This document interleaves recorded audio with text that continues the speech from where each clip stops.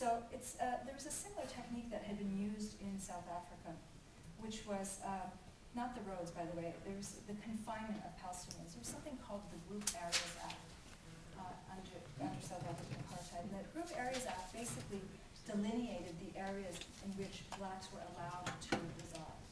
And similarly, you see the same process playing itself out through what's happening here. Now, this next slide that you see that's come out is that of the closures that are in the West Bank. Now, these closures consist of a number of different forms. There are checkpoints, there are roadblocks, there are gates, there are trenches, and in total there are, as of the last count by the UN at the end of September of 2008, there were 607 of these roadblocks and closures in place. And so you can increasingly see how the idea of separation is beginning to take shape, but you can also see how in this idea of separation, which is unequal, that there is one group that is then given superior rights over another, and that's the ideology of superiority that begins to really take shape. So this is the overall effect that the roads, the wall, the military bases, the settlements themselves, this is the overall effect that it's having in the West Bank, to the point where you can see how fragmented the West Bank has become. Now, there was another tool that was used in apartheid in South Africa, which was somewhat similar, but not exactly alike in terms of what's happening in the West Bank. And that was the Influx Control Act. The Influx Control Act, basically, Eddie touched upon it when he was talking about the use of passbooks. The Influx Control Act is also, in effect, but under a different name, in the West Bank, and in the Gaza Strip, incidentally. And what it says is that that Palestinians have to have a permit to be able to travel from one area to the next. Right? And this is not just to be able to travel into Israel, which very few Palestinians actually get the privilege to travel into Israel, but this is also to travel within their own areas, within their own territory. So, for example, Palestinians who wish to worship in the old city need to get permits. Whether you're Christian or Muslim, you need a permit to be able to do that. Whether you want to go from Hebron up to Ramallah, you need a permit. Whether you want to leave the city of Nablus, you need a permit. So there's a whole variety of legal mechanisms that are put into place to really try to confine the Palestinians into small spaces and give superior rights to the Israelis who are living there. Again, the numbers are quite stark: 450,000 Israelis versus 3 million Palestinians.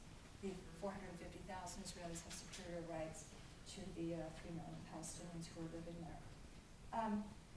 Now, the next slide that I want to show you is that of where the wall is and how the wall has gone up. Again, you can see, just going back to where the 1967 border is, the black line that you see demarcated on this map is where the wall is, or where it's being built. And there's, again, one thing that you should notice is that, again, it's not being built on the 1967 border. It's being built well within Palestinian territories. It means of confining the Palestinians into small spaces, taking their land and taking their land. And that's the technique that is being used. Now, similar to what happened in South Africa, using this ideology of superiority. The ideology of superiority also says that nobody can stand in judgment of this authority. Nobody can stand in judgment of the apartheid regime. This was something that South Africa used to use a lot. And similarly, the Israelis toed the same line. The Israeli government toes the same line. No one can stand in judgment of Israel. Only Israel can judge Israel.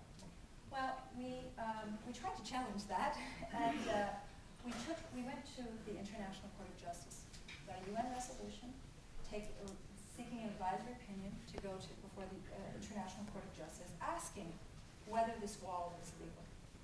And the International Court of Justice came back and resoundingly said that the wall is illegal and that the wall should be dismantled. Now, the ideology then comes in and kicks in and says, well, again, nobody can stand in judgment of Israel, and so as a result, Israel has done nothing vis-a-vis the wall. Here's two pictures of the wall, so I wanted to show you what it looks like. The first is a picture that was taken in East Jerusalem. And what I want to tell you with this picture is just kind of the shape of the wall and its placement. In terms of this wall here, this is the concrete portion of the wall. Not all of it is like this. Actually, most of it is like this, down below. But this part here is 25 feet in height, which is twice the height of the Berlin Wall. And when it's finally completed, the wall will be actually 3 times the length of the Berlin Wall. The other thing I wanted to tell you with regard to this picture is that the wall it's a myth that it's separating Palestinians from Israelis.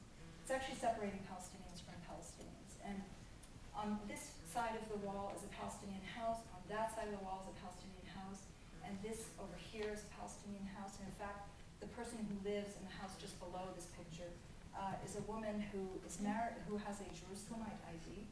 She is married to a man who has a West Bank ID. He is now considered illegal in his own home because lives on the wrong side of the wall and has had to move to the other side of the wall. So it's actually split up in individual families. She has to travel now 45 minutes just to be able to see her husband who lives on the other side of the wall. The second part of the wall is, this is the term that the Israelis like to call the fence. I don't know why, there's nothing really fancy about it, but it consists of a number of structures. And it first starts off with some barbed wire, and then there's a trench that comes in. There's a dirt road, and then there's a patrol road, an electrified fence, another patrol road, another dirt road, some more trenches, and some more ditches. Stretching from one area to the other area is about 50 meters in length, and you can see that there's a whole host of observation towers and so on and so forth. This isn't an actual picture, this is an artist's rendition of the wall.